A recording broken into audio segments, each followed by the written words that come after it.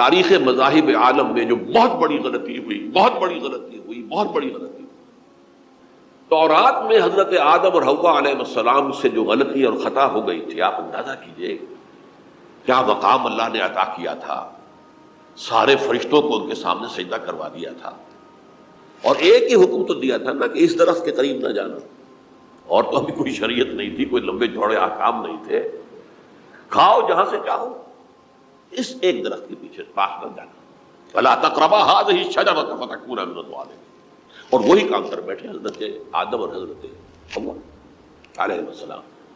کتنا بڑا گناہ، کتنا بڑا گناہ، کتنا بڑا گناہ، لیکن قرآن نے وضاحت کر دی کہ آدم نے توبہ کی، اللہ نے معاف کر دیا۔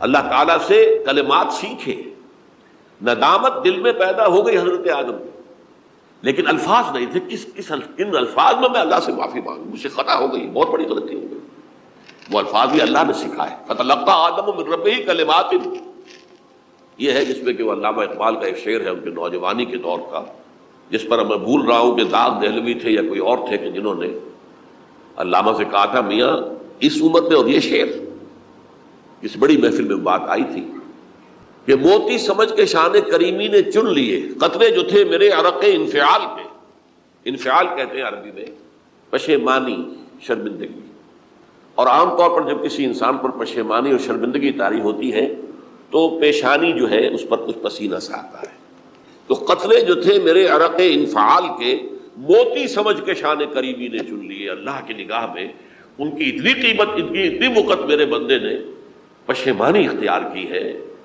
اپنے اس غلط کام کے اوپر، اسے رنج اور افسوس ہو رہا ہے، تو اللہ کی نگاہ میں اس کی یہ عظمت ہے، یہ قدرت ہے۔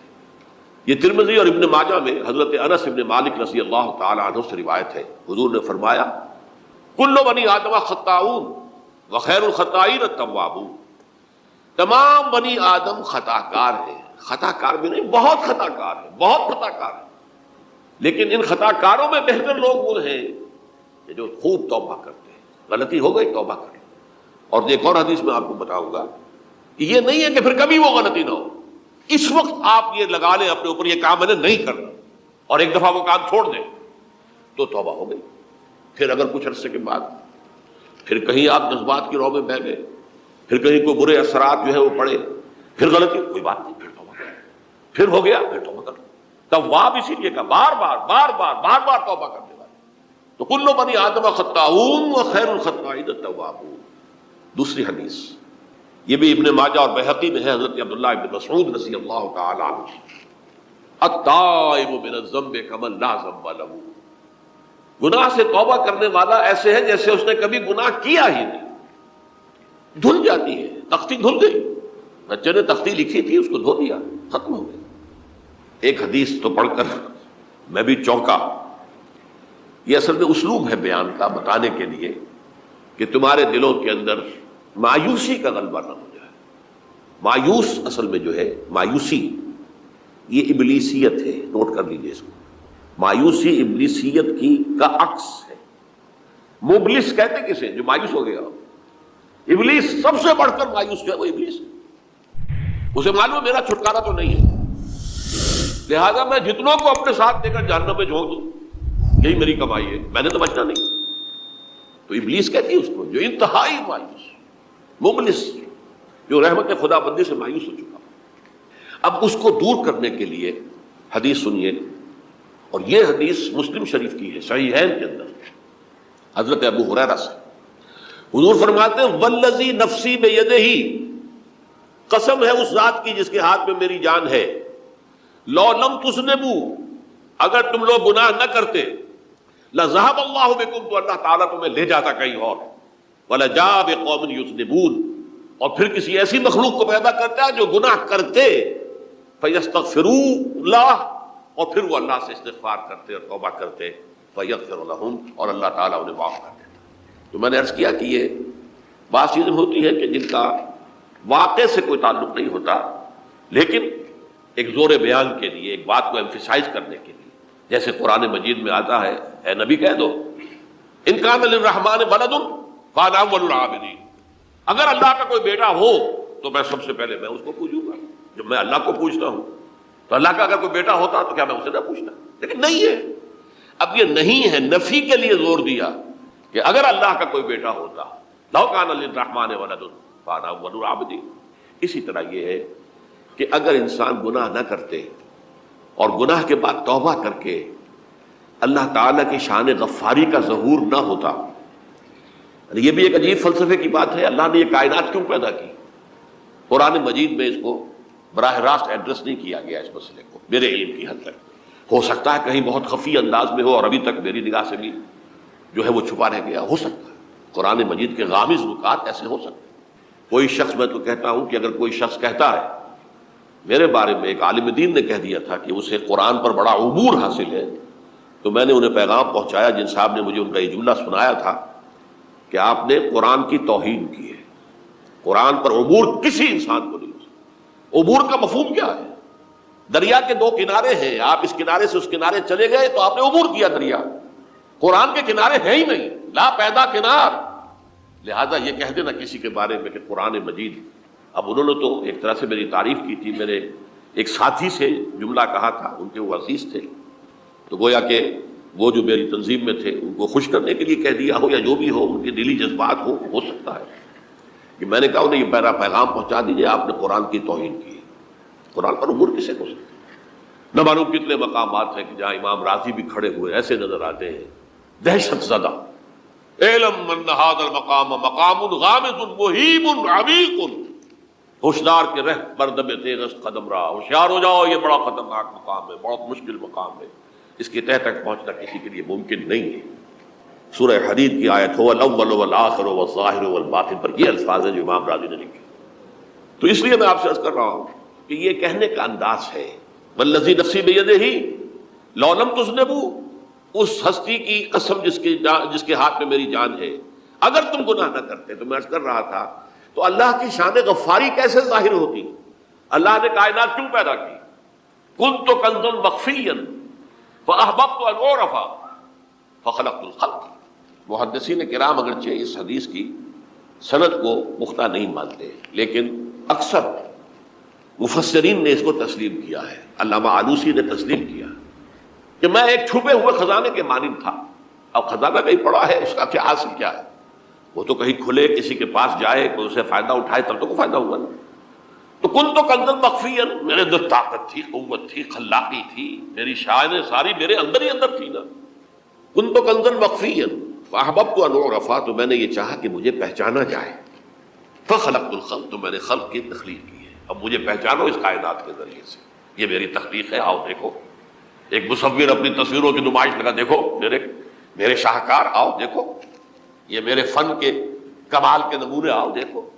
تو یہ ہے سب، دیکھو زمین آسمان، ان فی خلق السماوات والارض واختلاف اللیل والنہار والفلک التی تجری فی البحر بما ینفع الناس وما انزل اللہ من السماء من ماء فاحیا بہ الارض من بعد موتها، یہ ساری آیات ہیں، غور کرو۔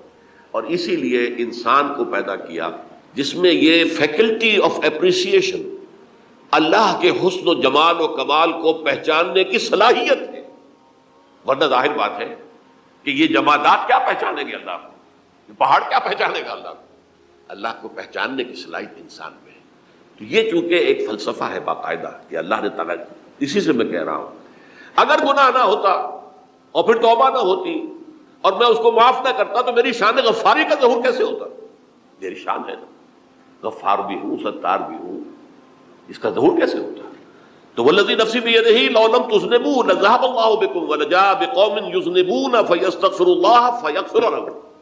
اگر تم لوگ گناہ نہ کرتے تو اللہ تمہیں ختم کر کے کوئی اور ایسی مخلوق پیدا کرتا کہ جو گناہ کرے اور پھر وہ توبہ کرے اور اللہ اسے معاف کرے۔ اسی سے ملتی جلتی ایک حدیث ہے، یہ امام احمد اور امام بہقی لائے ہیں، اور اس کے راوی حضرت علی ہے رضی اللہ تعالی عنہ۔ ان اللہ یحب العبد المؤمن المفتن التواب، اللہ تعالیٰ کو بہت محبت ہے، یحب۔ اب دیکھیے ایک طرف وہ آیات ذہن میں لائیے، اللہ تعالیٰ کن سے محبت کرتا ہے؟ واللہ یحب المحسنین، یا وہ لوگ ان اللہ یحب الذین یقاتلون فی سبیلہ صفا کانہم بنیان مرصوص، اللہ محبت کرتا ہے اپنے ان بندوں سے جو اس کی راہ میں جنگ کرتے ہیں صفیں باندھ کر، گویا سیسا پلائی ہوئی دیوار ہے۔ یہ ہے مثبت کام، نیک کام، محسنین، اللہ کی راہ میں قتال کرنے والے۔ یہاں اس کے برعکس کہا جا رہا ہے ان اللہ یحب، اللہ تعالیٰ محبت کرتا ہے اپنے اس بندے سے العبد المومن، جو مومن ہو۔ اس کی ایک اور بڑی پیاری حدیث آئے گی، المفتن التواب، جو بہت فتنوں میں مبتلا ہو جاتا ہو اور پھر بہت توبہ کرتا ہو، مفتن التواب، لیکن ساتھ ہی پلٹتا ہو، رجوع کرتا ہو، پھر اللہ کے حضور میں حاضر ہوتا ہو، پھر معافی مانگتا ہو۔ اللہ تعالیٰ کو اپنا ایسا بندہ بہت پسند ہے۔ اب میں کچھ اور حدیثیں آپ کو سنا رہا ہوں۔ توبہ کا دروازہ دو اعتبارات سے کہا گیا ہے کہ ایک وقت آنے پر بند ہو جاتا ہے۔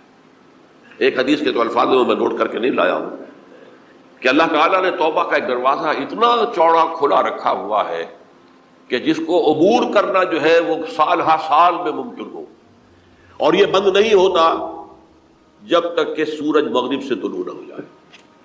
یہ قیامت کی جو آخری، قریب قیامت کی جو آخری نشانیاں ہیں ان میں سے وہی حدیث میں آپ کو سنا رہا ہوں، عن ابی ہریرہ رضی اللہ تعالی عنہ، اور یہ مسلم شریف کی روایت ہے، من تاب قبل ان تطلع الشمس من مغربها تاب اللہ علیہ، سورج کے مغرب سے طلوع ہونے سے قبل تک جو لوگ توبہ کریں گے اللہ تعالیٰ ان کی توبہ قبول کر لے گا۔ البتہ جب وہ قیامت کی وہ نشانی ظاہر ہو جائے کہ سورج مغرب سے طلوع ہو رہا ہے، اب دروازہ توبہ کا بند ہے۔ اب اس کے بعد اگر توبہ کوئی کرتا ہے تو اللہ تعالیٰ اس کی توبہ کو قبول نہیں کرے گا۔ یہ تو اجتماعی سطح پر ہوئی۔ انفرادی سطح پر عن عبداللہ ابن عمر رضی اللہ تعالی عنہما عن النبی صلی اللہ علیہ وسلم قال ان اللہ عز وجل یقبل توبۃ العبد ما لم یغرغر۔ یہ ترمذی میں ہے حضرت عبداللہ ابن عمر رضی اللہ تعالی عنہما سے کہ اللہ تعالیٰ اپنے بندے کی توبہ قبول کرتا ہے جب تک کہ وہ، جسے ہم کہتے ہیں گھنگرو نہ بولنے لگے حلق کے اندر، جبکہ نزع، عالم نزع ہو اور جان جو ہے وہ آتا پھر یہاں اٹکتی ہے، تو اس وقت تک دروازہ کھلا ہے توبہ کا۔ لیکن جب یہ شکل ہو گئی تو دروازہ بند۔ یہ انفرادی سطح پر ہو گیا، جب آپ کے موت کے آثار اتنے واضح ہو گئے کہ اب جا رہے ہیں، اب توبہ کریں گے تو توبہ قبول نہیں ہوگی۔ اجتماعی سطح پر جب قیامت جو ہے اس کی وہ گھڑی آ گئی کہ سورج مغرب سے طلوع ہو گیا، اب توبہ کا دروازہ بند۔ ایک اور حدیث ہے جو میں نے بہت مرتبہ اس کا ترجمہ تو آپ کو بہت دفعہ سنایا ہے، آج میں چاہتا ہوں اس کو پورے متن کے ساتھ آپ کے سامنے رکھوں۔ یہ حضرت انس بن مالک رضی اللہ تعالیٰ عنہ سے مروی روایت ہے، جو حضور کے خادم خاص تھے، اور یہ متفق علیہ بھی ہے، یعنی بخاری میں بھی ہے، مسلم میں بھی ہے، لیکن تھوڑا سا فرق ہے الفاظ کا۔ تو جو مسلم شریف کی روایت ہے اس کے الفاظ کیا ہے؟ للہ اشد فرحا بتوبۃ عبدہ حین یتوب الیہ، جان لو اللہ تعالیٰ کو زیادہ خوشی ہوتی ہے اپنے کسی گناہ گار بندے کی توبہ سے جبکہ وہ توبہ کرتا ہے۔ کس سے زیادہ ہوتی ہے؟ اب اس کی ایک تمثیل دی، من احدکم، ایک ایسے شخص سے بھی زیادہ بڑھ کر خوشی ہوتی ہے، کان علی راحلتہ بارض الفلات، کہ جو بہت ہی دور دراز کے اور سنسان علاقے میں سفر کر رہا تھا، فانتحرفت منہ، اس کی سواری جو ہے گم ہو گئی، وعلیہا طعامہ وشرابہ، اسی پر اس کا کھانا بھی تھا اور پانی بھی تھا، اونٹنی پر سفر کر رہا تھا، اسی پر ہوتا ہے راحلہ جو ہے راستے کا سامان۔ اچانک کہیں بیٹھا ہے تھوڑی دیر کے لیے سستانے کے لیے، کہیں اونگ آ گئی اور اونٹنی صاحبہ غائب ہو گئی۔ اب آنکھ کھلی اور اس نے دیکھا، فَأَيَّسَ مِنْهَا، تلاش کر کر کے مایوس ہو گیا، کہیں اونٹنی کا سراغ نہیں۔ اب ظاہر بات ہے کسی صحرا میں یہ کیفیت، اس کا مطلب کیا ہے؟ یقینی موت۔ فَأَتَىٰ شَجَرَةً فَاسْتَجَعَ فِي ظِلِّهَا وَقَدْ أَيَسَ مِنْ رَاحِلَتِهِ، تو وہ ایک درخت کے نیچے اس کے سائے میں آ کے لیٹ گیا، گویا کہ موت کی امید میں۔ فَبَيْنَهُمَا وَهُوَ كَذَلِكَ إِذْ هُوَ بِهَا قَائِمَةٌ عِندَهُ، اس کی کہیں دوبارہ آنکھ لگی ہے، جو کھلا تو دیکھتا ہے اونٹنی تو موجود ہے کھڑی، تو وہ فوراً اس کی جو رسی ہے وہ پکڑتا ہے، فَأَخَذَ بِخِتَامِهَا ثُمَّ قَالَ مِن شِدَّةِ الْفَرْحِ، اب جو اس سے مسرت ہوئی اس کا آپ اندازہ کر سکتے ہیں۔ ایک یقینی موت کا معاملہ آ چکا تھا اور اچانک اللہ تعالیٰ نے وہ کھوئی ہوئی اونٹنی جو ہے وہ واپس دلا دی۔ تو وہ کہنا تو یہ چاہتا تھا اللہ تو میرا رب ہے، میں تیرا بندہ ہوں، لیکن جسے ہم کہتے ہیں کہ خوشی کی انتہا فتح مسرت میں ایسی زبان لڑکھڑائی، اس نے کہا اللہم انت عبدی وانا ربک، اے اللہ تو میرا بندہ ہے میں تیرا رب ہوں، یہ کہنا۔ تو یہ کیا ہے؟ فرط مسرت جسے آپ نے، خوشی کی انتہا، کہ جس میں انسان جو ہے اتنی بڑی خطا کر بیٹھتا ہے۔ اللہ کو اپنے کسی گناہ گار بندے کی توبہ سے اس سے بھی زیادہ خوشی ہو۔ اب ظاہر بات ہے کہ تماثیل کس لیے ہیں؟ بعض لطائف، بعض حقائق اتنے لطیف ہوتے ہیں کہ ان کو بیان نہیں کیا جا سکتا بتمام و کمال، تو مثالوں کا سہارا لیتے ہیں۔ اللہ کو کتنی خوشی ہوتی، کیا سمجھے گے؟ لہذا یہ مثال تو سمجھ میں آ گئی نا، کہ ایک لقودق صحرا میں انسان سفر کر رہا تھا، ایک ہی اونٹنی ہے، اسی پر اس کا پانی ہے، اسی پر اس کا کھانا ہے، کہیں ٹھہرا ہے تھوڑی دیر کے لیے اور اونٹنی غائب ہو گئی، اور اس کے بعد تلاش کر کے شمال مغرب جنوب ہر طرح دیکھ لیا آپ نے، کہیں اونٹنی کا سراغ نہیں۔ اب موت کے انتظار میں لیٹ گیا کہ اچانک دیکھتا ہے کہ اونٹنی موجود ہے، تو وہ اس شدت فرح میں یہ کہہ بیٹھتا ہے اللہم انت رب انت عبدی وانا ربک انا للہ و انا الیہ راجعون۔ اب دیکھیے ایک حدیث وہ آ رہی ہے، اور اس کو یوں سمجھیے، اللہ تعالیٰ نے جو انسان پیدا کیے ہیں ان کے مزاج مختلف ہیں۔ ان میں کچھ لوگ ہوتے ہیں جو قوی ہوتے ہیں ارادے کے، جو فیصلہ کر لیا ڈٹ گئے۔ کچھ لوگوں میں وہ قوت ارادی اتنی مضبوط نہیں ہوتی، وہ ادھر ادھر سوچتے رہتے ہیں۔ کچھ لوگ جسمانی طور پر بہت توانا ہوتے ہیں، کچھ لوگ جسمانی طور پر پیدائشی طور پر کمزور ہوتے ہیں۔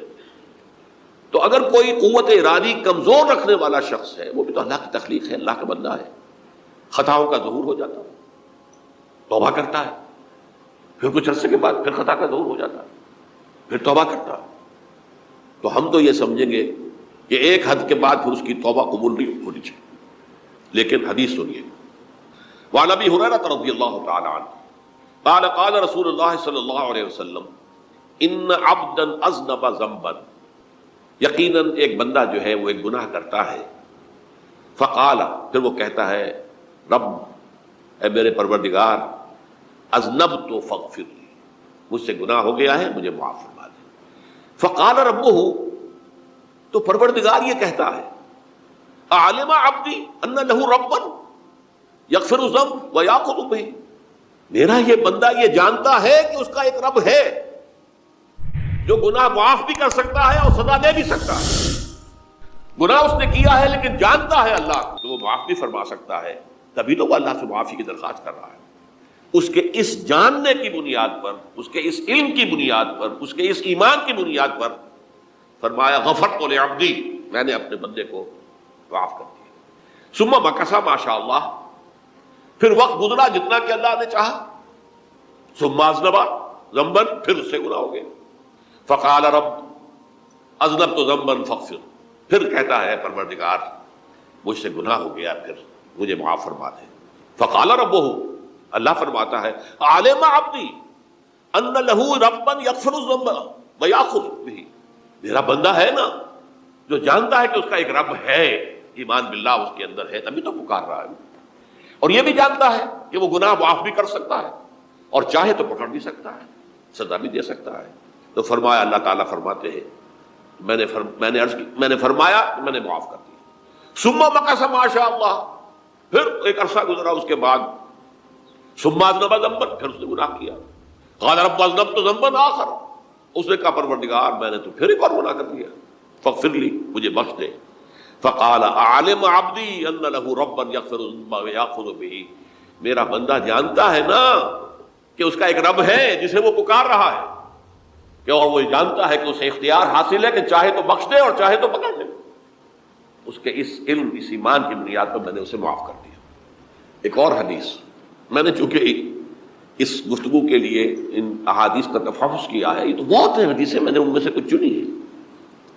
ہمارے بعض واعظ ناصح وہ بھی کسی شخص کو روکتے رہے، برائیوں سے روکتے رہے، نہیں رکتا، تو کہیں غصے میں آ کے اللہ تجھے کبھی معاف نہیں کرے گا۔ یہ کتنا بڑا جرم ہے، اس کا اندازہ کیجئے اس حدیث سے۔ تو میرے بندے کو میری رحمت سے مایوس کر رہے ہیں، کتنا بڑا جرم ہے اس کا اندازہ کیجئے۔ یہ مسلم شریف کی روایت ہے، عن جندب، حضرت جندب رضی اللہ تعالی عنہ سے، ان رسول اللہ صلی اللہ علیہ وسلم حدث، کہ اللہ کے رسول صلی اللہ علیہ وسلم نے ایک واقعہ بیان کیا، ان رجلا قال، کہ ایک شخص نے یہ کہا، واللہ لا یغفر اللہ لفلان، کہ خدا کی قسم اللہ تعالیٰ فلاں شخص کو کبھی معاف نہیں کرے گا۔ وان اللہ تعالیٰ قال، اس پر اللہ تعالیٰ نے یہ فرمایا، منزل الذی یتعالی علیہ، یہ کون ہے جو میرے اوپر حکومت کرنے والا آ گیا، جو میری طرف سے حکم لگا رہا کہ میں کبھی معاف نہیں کروں گا؟ منزل الذی، کون ہے وہ شخص، الذی یتعالی علیہ انی لا اغفر لفلان، کہ میں فلاں شخص کو کبھی معاف نہیں کروں گا، قد غفرت لفلان، اس کو تو میں نے معاف کر دیا، واحبطت عملہ، اس شخص کے تمام اعمال میں نے ضائع کر دیے کہ تم نے میرے بندے کو مایوس کیا۔ یہ ہے جرم کی انتہا۔ تو توبہ کی دعوت دیتے رہو، توبہ کے لیے لوگوں کو آمادہ کرتے رہو، توبہ جو ہے اس کے لیے ترغیب دیتے رہو، اللہ تعالیٰ معاف فرمانے والا۔